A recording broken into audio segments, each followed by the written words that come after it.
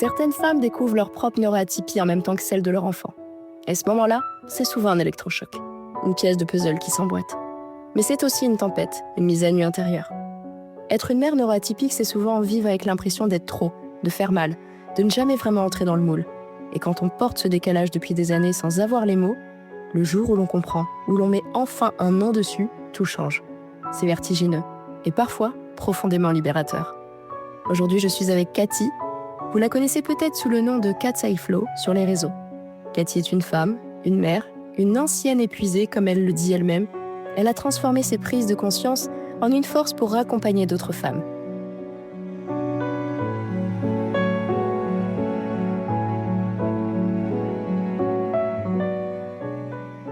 J'ai découvert ma neuroatypie grâce à mon fils. Alors je dis grâce parce que moi je le prends pas comme quelque chose de négatif, bien au contraire.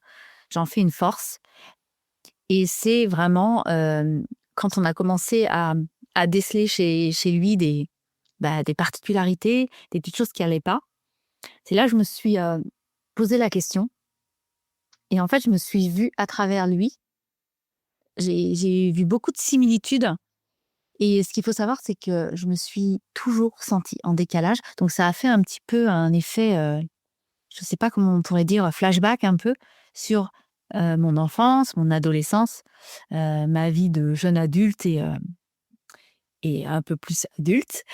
Et c'est là où je me suis dit, mais il y a un truc qui va pas, en fait. Enfin, c'est pas que ça va pas, c'est qu'il y a quelque chose qui me dérange depuis très longtemps et j'arrive pas à savoir c'est quoi. Je me suis jamais sentie à ma place, toujours un peu différente des autres, toujours trop ou pas assez. Voilà. Il y avait toujours, quelque chose qui semblait déranger aussi. Et puis je me suis suradaptée, parce que, fallait rentrer dans un moule, je me disais: «Mais c'est bizarre, je me sens pas comme les autres, mais j'ai pas envie non plus d'être rejetée», donc voilà. J'ai un peu masqué tout ça et c'est vraiment grâce à mon fils que je me suis rendue compte que, ça fait un peu une espèce de, on se prend quand même quelque chose en pleine figure et en même temps, on se dit: «Mais enfin je comprends pourquoi». Et ça c'est génial parce que, enfin, pour moi, ça a été vraiment génial parce que, parce que j'ai pu mettre des mots et me sentir, en fait, entre guillemets, hein, parce que c'est, voilà, normal. J'aime pas ce mot-là, mais me dire que, ouais, je fais partie de cette catégorie de personnes, avec, des particularités. Il faut savoir que moi, j'ai un TDAH et que, donc je l'ai fait diagnostiquer il y a pas si longtemps, c'était en septembre 2024. Parce que voilà, j'avais besoin d'une sorte de validation, de me dire: «Oui, en effet, je suis TDAH».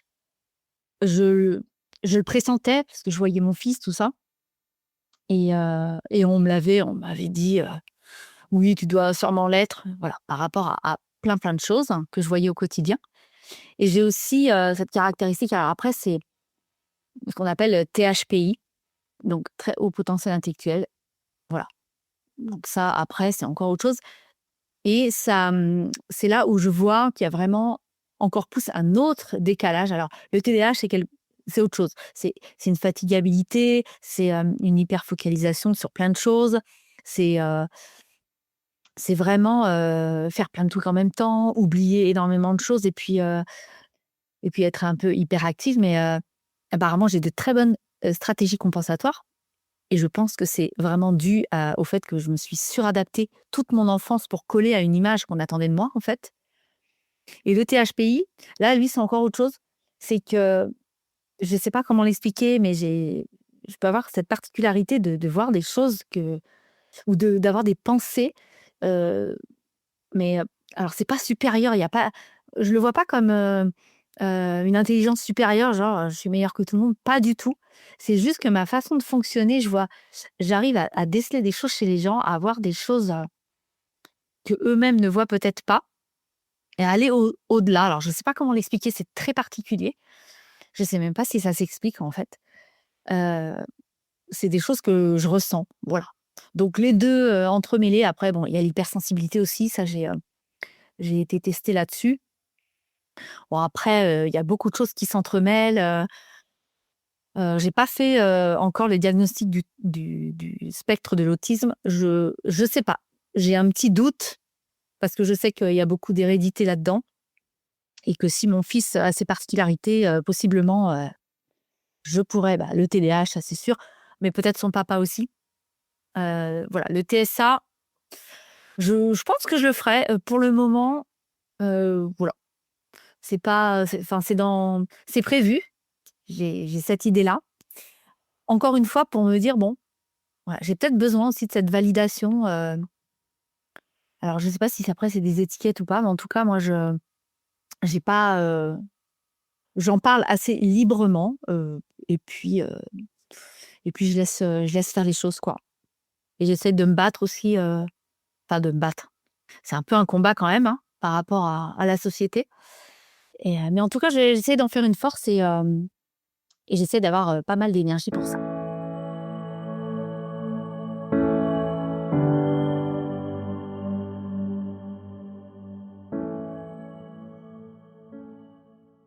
Je savais il y avait quelque chose, qui était pas clair et j'avais vraiment besoin de comprendre pourquoi et donc j'ai eu mes réponses, quelques réponses et en fait tout a fait sens après en me disant: «Mais ouais, mais» donc j'ai été soulagée et après, il y a eu ce côté aussi de se dire, «Bon, maintenant qu'est-ce que je fais avec ça?» Fatigue, alors la fatigabilité, oui, parce que, alors je sais pas si c'est conscient ou inconscient, c'est surtout le TDAH. J'ai l'impression que je suis beaucoup plus fatiguée maintenant. Alors est-ce que j'en prends conscience et du coup, j'arrive à comment? À prendre un peu plus soin de moi, et à faire attention à cette fatigue et à la prendre en compte? Parce qu'avant, je pense que je le faisais pas forcément. Je partais un peu dans tous les sens et je sais pas, j'ai l'impression qu'il y a quelque chose qui a changé. Comme si déjà je l'acceptais. Je me dis: «Ça y est», voilà. C'est assez bizarre de dire ça parce que en vrai, on ne devrait pas attendre, d'avoir une validation ou quoi que ce soit de l'extérieur. Mais là, vraiment, j'en avais vraiment besoin. J'avais vraiment besoin de comprendre comment je fonctionnais et alors ça me permet aussi, d'en parler plus librement. Alors il y a la légitimité. Alors je ne sais pas, pourquoi on ne se sent pas légitime avant, d'avoir, ce diagnostic. Ou, alors je sais pas, le diagnostic, c'est plus pour le TDAH, le THPI, c'est comme c'est pas, les diagnostics, c'est souvent pour des troubles et des maladies donc, bon voilà, on se comprend mais, c'est vrai que quelque part on se dit: «Ah c'est bon, ça y est, maintenant, en gros, on va plus me faire chier avec ça, je vais pouvoir le dire, l'assumer surtout», très important, je trouve et en faire une force, toujours en faire une force parce que, c'est une force au quotidien, même si c'est compliqué, parfois difficile, encore maintenant, hein, avec, plein de gens autour de moi. Moi, j'ai des amis, qui sont pas du tout, neuroatypiques, ça se passe super bien. J'en connais qui sont neuroatypiques et où on n'a pas du tout, les mêmes particularités et parfois c'est compliqué aussi donc voilà, on s'adapte. Moi, je m'adapte quand je peux. Maintenant, j'ai appris aussi à dire, non et à accepter en fait ma fatigue et à me dire: «Mais maintenant je me choisis moi et peu importe ce que vont penser les autres». Alors ça c'est voilà, hein, ça se travaille, hein. Je continue tout ça, mais c'est vrai que de plus en plus, voilà, je me dis un peu: «J'en ai rien à foutre, les gens sont pas contents, c'est pareil en fait» et je le vis de mieux en mieux et je me sens encore plus épanouie avec ça et plus en accord avec, qui je suis et le parcours aussi. Parce que on sait, où on met un mot sur ce qu'on est enfin sur ce qu'on est, oui, sur nos particularités. Il y a comme un flashback où on retrace un petit peu tout ce qu'on a vécu et on se dit: «Ah ouais quand même, ouais, j'en ai un peu chié, mais là, j'arrive justement à cette forme de» alors je dirais pas une forme de sagesse, mais, une acceptation qui fait que c'est beaucoup plus apaisé, en fait.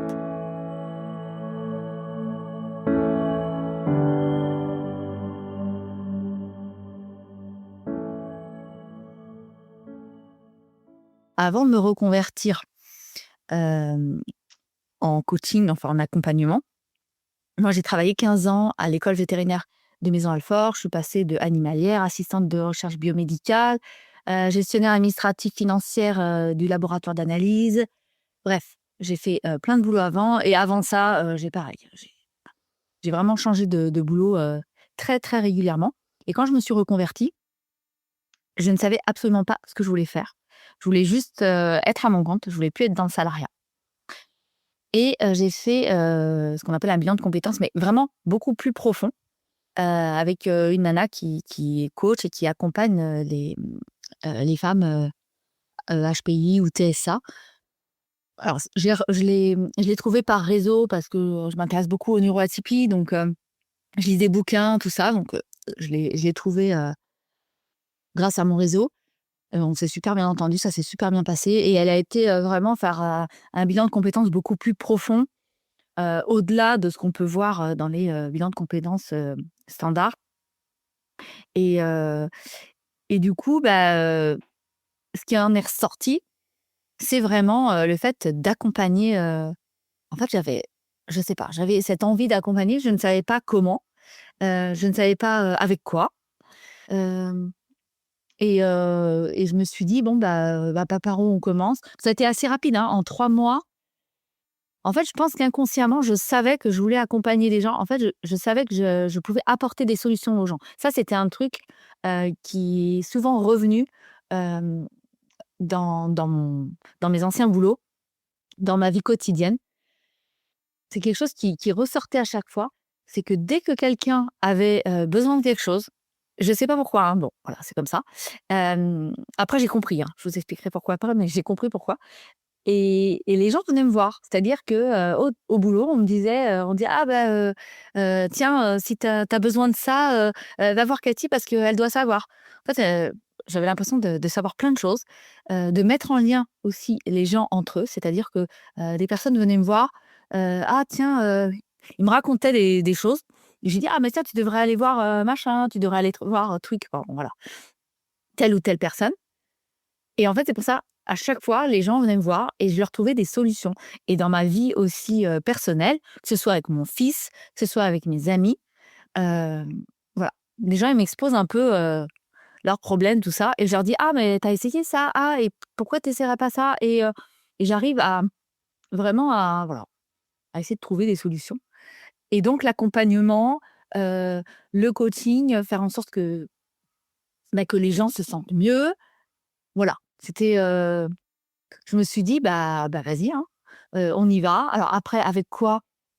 Eh ben, avec des outils, alors c'est pareil, ça, je ne savais absolument pas que j'utiliserais ces outils-là, mais je m'intéressais toujours, beaucoup à ce qui est dev perso, les neurosciences, tout ça.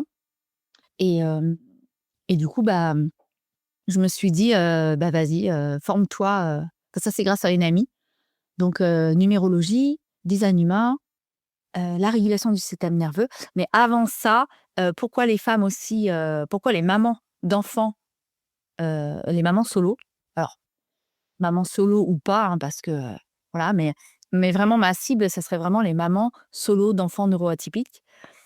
Parce que je me suis dit: «Bah, c'est ce que tu vis, que toi tu arrives à», alors tu arrives, c'est un bien grand mot parce que c'est pas simple, hein, tous les jours, on va pas se mentir, mais j'ai réussi à vraiment, à apaiser déjà les relations avec mon fils, parce que c'était un petit peu compliqué, surtout, suite à la séparation avec son papa, tout ça, donc il y a eu pas mal de choses qui sont, entrées, en ligne de compte. Et je me suis dit: «Mais, pars de là, en fait, pars de ton histoire». C'est souvent ce qu'on dit quand on veut faire, de l'accompagnement. Soit on part de notre histoire, soit on part de quelque chose, qu'on connaît plus ou moins, mais qui peuvent, enfin qui peut, pardon, aider les autres. Voilà, moi je me suis dit: «Mais, ça va être beaucoup plus facile si je pars de ce que je vis, de ce que je connais». Alors après, on est tous différents, hein, donc moi ce qui va marcher pour moi va peut-être pas marcher pour tout le monde, mais c'était juste vraiment aller, redonner aussi confiance, hem, à ces mamans-là qui sont, je pense, il y en a pas mal, c'est compliqué. Moi je le vois aussi autour de moi, Quand on me raconte des choses, là-dessus, je me dis: «Ah ouais, il y en a, elles partent de très, très loin» et puis surtout, avant ce qui est important, c'est qu'avant de recréer ce lien avec l'enfant pour que ça aille mieux, bah, il faut partir de la base. Pour moi, c'est essentiel de repartir de la base, c'est de repartir de la maman, de la personne en elle-même, c'est-à-dire prendre du temps pour elle. Alors ça, c'est facile à dire parce qu'on voit ça partout, hein. Même moi, je le dis, hein: «Prends du temps pour toi, fais ci, fais ça». Sauf que, bah, c'est bien beau de dire, mais quand, on n'y arrive pas parce que, bah, on est noyé et qu'on n'arrive pas à bouger. Donc ça part aussi, de la régulation émotionnelle du système nerveux.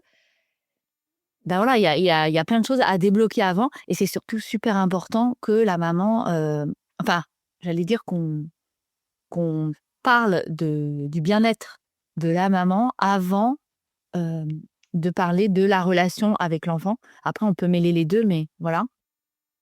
Et surtout, il y a quelque chose d'important aussi, c'est que,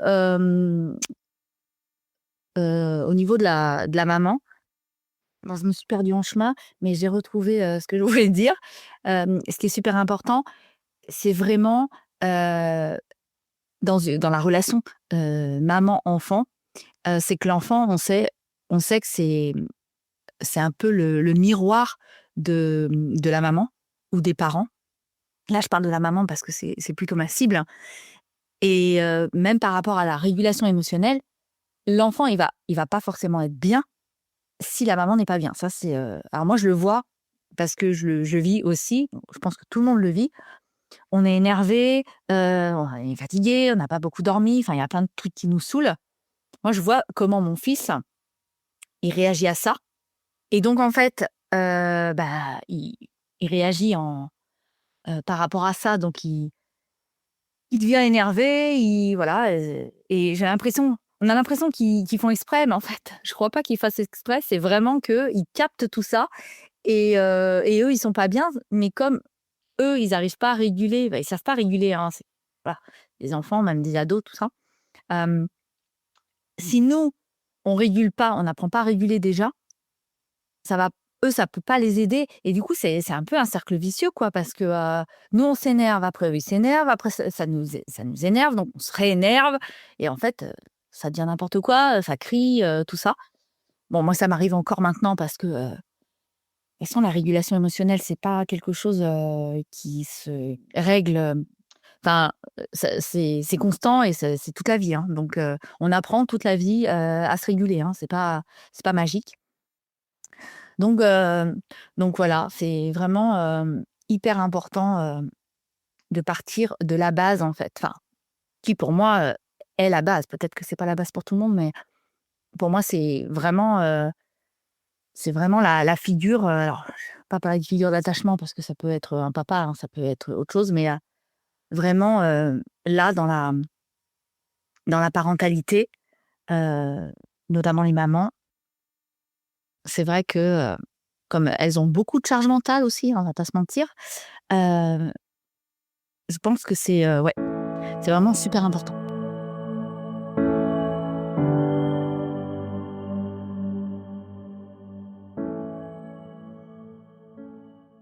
Alors, ce qui pourrait me faire écho, dans les échanges que j'ai avec ces mamans, ça va être déjà, bah, la fatigabilité que ça engendre et parfois l'incompréhension de se dire: «Mais je fais comment?» parce que j'ai l'impression de faire, tout et son contraire et il y a rien qui fonctionne. Et c'est là où c'est important, mais je sais que c'est difficile parce que quand on a la tête dedans, on voit pas forcément les issues autour.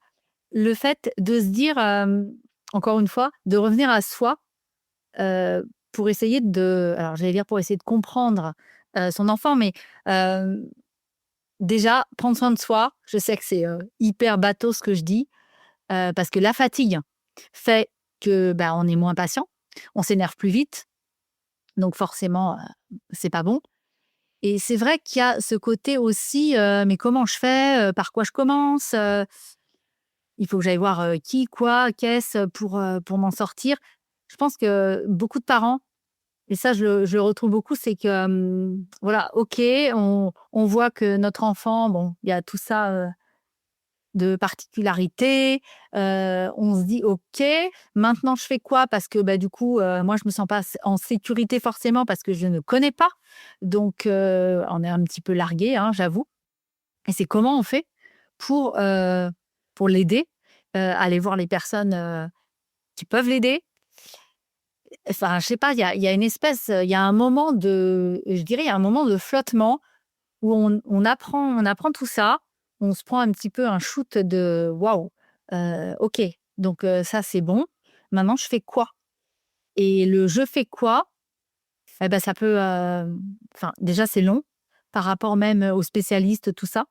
Et puis c'est bah, je commence par quoi? Alors, je sais que c'est hyper compliqué et je trouve aussi que le réseau, de discuter avec d'autres personnes qui sont dans cette problématique-là, ça peut aider parce que moi j'ai des mamans qui m'ont dit, «Non mais du coup, est-ce que tu aurais pas, le contact de tel, voilà, j'ai besoin d'une neuropédiatre, j'ai besoin de» et voilà et de fil en aiguille, on discute et en fonction, bah, des particularités de l'enfant, est-ce que tu voilà, connaîtrais pas un orthophoniste? Donc on sait que les orthophonistes, très compliqué, qu'il y a une liste d'attente. Et après, essayer de trouver des solutions. Alors, je dirais pas de contourner parce que, bah, parfois, il faut quand même aller voir, des spécialistes bien spécialistes qui, heu, qui vont, heu, qui vont sur les particularités de l'enfant et je trouve que c'est hyper important aussi l'accompagnement des parents, encore une fois, parce que, si le parent il est largué, il va pas pouvoir aider son gamin. Donc, voilà, il y a tout ça qui revient. Beaucoup de questionnements, beaucoup de craintes et de peurs. Mais comment il va faire? Comment on va s'en sortir? Et à l'école et c'est compliqué. Ce que je retrouve beaucoup, c'est la scolarité. Voilà, il dérange en classe. Alors, je le vis, hein, actuellement avec mon fils. Donc du coup, il se fait exclure des cours, son comportement, dérange. Voilà et on m'appelle tous les jours pour me dire: «Ah, il est pas venu en cours». Bon, bah, voilà, parce que, bah, il était en retard, parce qu'il a fait ci, ça et que ça l'a empêché de se rendre au collège où il est arrivé à d'autres cours. Mais bon, comme il est arrivé en retard, le prof l'a exclu. Voilà, moi, j'y ai droit là depuis un petit moment donc bah, j'en ai fait un peu, je me suis dit, «Il y a pas mort d'homme». Voilà, c'est compliqué pour lui, je le sais, c'est compliqué pour, le corps enseignant, je le sais, pour le collège, je le sais. Pour moi, bon, moi, tant qu'il est en sécurité à la maison, voilà. J'ai aussi beaucoup lâché prise là-dessus. Voilà, c'est les attentes aussi qu'on peut avoir sur eux. On leur demande des choses, parfois qu'ils sont pas capables de donner ou de faire parce que, parce que c'est des enfants et que, faut leur apprendre et puis il faut leur expliquer aussi. Moi j'essaye de tourner toujours les choses en positif, même si je sais que c'est pas toujours facile, mais d'expliquer que, ils quelque part ils ont une force c'est des forces, hein. Alors bien sûr, la société peut-être actuelle ne le voit pas, mais moi je trouve que c'est vraiment des forces maintenant, c'est comment, le but c'est vraiment comment essayer de canaliser sans effacer, en leur montrant que, ils ont d'autres compétences ailleurs, enfin voilà, d'essayer de développer d'autres choses à côté et ça franchement ça demande énormément d'énergie, de temps, beaucoup de temps et je sais que, quand on est maman, solo déjà, prendre du temps pour soi, essayer, déjà c'est la base. Et après de prendre du temps avec son enfant, ça demande moi je suis pas quelqu'un qui, aime forcément jouer avec mon fils. J'ai jamais vraiment, voilà, kiffé ça, mais j'essaie de passer des temps avec lui, de discuter, beaucoup discuter. Ça, c'est hyper important d'expliquer les choses et de créer un lien vraiment de confiance et de se dire: «Mais, ça va aller en fait, on va trouver des solutions». Alors ça, c'est mon optimisme, légendaire, j'ai envie de dire. J'ai ce côté-là, hein, donc et je sais que on est enfin, c'est pas qu'on n'est pas beaucoup, mais je sais qu'il y a des personnes qui ont beaucoup plus de mal avec ça et qui ont pas, peut-être, ils y arrivent pas, hein, tout simplement et voilà, hein, on n'a pas tous, les mêmes, forces en nous et du coup, je me dis quand même c'est être entouré, et être soutenu. Alors, pas forcément des fois par la famille parce que Bah, moi, de mon côté, ça va plus ou moins, mais je sais que j'ai des personnes autour de moi qui n'ont personne, autour, que ce soit du soutien familial. Enfin, c'est très compliqué, parce que les gens ne comprennent pas. On comprend pas souvent, ce qu'on connaît pas et puis, bah, on est un peu seul parfois. Moi, je sais que, de mon côté, mon fils a très peu d'amis, ça a pas l'air de le déranger. Moi, je me suis dit: «Bon, bah, voilà, il est bien». Après, voilà, il peut créer des liens avec d'autres enfants, mais s'il les a plus, bah, voilà, lui, ça va pas forcément le déranger. Mais c'est quelqu'un qui va aller, il peut aller facilement vers d'autres enfants donc voilà. L'un dans l'autre, je me dis: «Il va grandir, ça va se développer». De toute façon, ça va évoluer. Tout évolue. Moi, je me dis: «Il y a rien qui est figé» et c'est ça qui est important, c'est de se dire que, les phases qu'on traverse, elles sont pas là pour être, donc vraiment figées, dans le temps parce que, bah, tout bouge, tout change.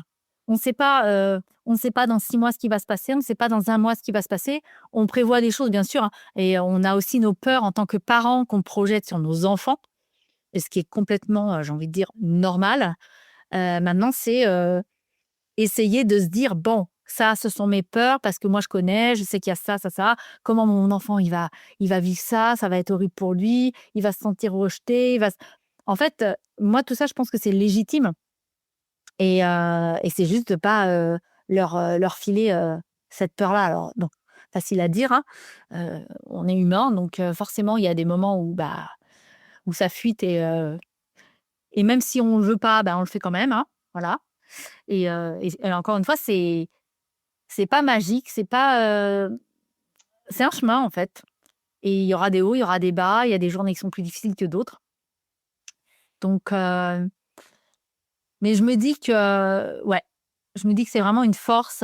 C'est comment trouver cette force et en faire, quelque chose de positif et de les ça va les aider, en fait, à reprendre confiance en eux. Donc et ça, c'est à nous, parents, voilà et encore une fois, bah, c'est à nous de travailler sur nous aussi. Alors je sais que c'est des choses un peu bateau que je dis, mais je trouve que c'est hyper important. Je m'en rends compte de plus en plus et vraiment les personnes, enfin, que j'entends ou avec qui je discute et qui ont ces problématiques-là, la première problématique, mais ça, je pense que, vous le voyez, partout sur Insta, c'est, la maman doit prendre soin d'elle en premier. C'est prendre soin de soi et c'est toujours moi, je dis toujours que c'est nous, enfin nous en tant que maman, avant les autres. Enfin, ou nous en tant que personne et je sais que c'est dur, hein, parce qu'on fait souvent passer les autres avant nous, mais c'est toujours soi avant les autres. Et c'est pas égoïste du tout, c'est juste que je crois que c'est en lien avec avec l'image du masque à oxygène dans les avions.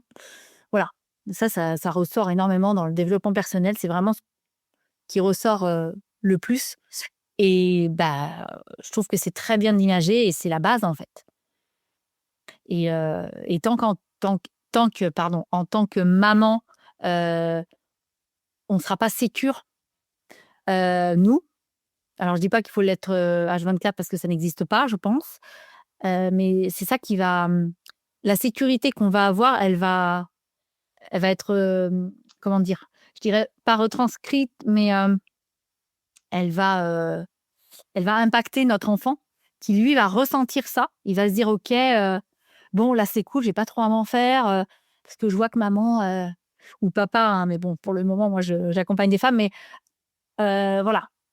Elle stresse pas, elle est plutôt bien. Là, il y a une situation, c'est pas ouf, mais je vois que, voilà, c'est tranquille et voilà et l'enfant, il va pas stresser et il va être posé. Enfin, voilà, ça, c'est l'image, hein, que, qu'on aimerait avoir et ça se travaille. Ça se fait pas du jour au lendemain, c'est petit pas par petit pas et il y a des fois, ça marchera pas et il y a des fois, ça marchera et puis des fois, on changera et puis on fera autre chose.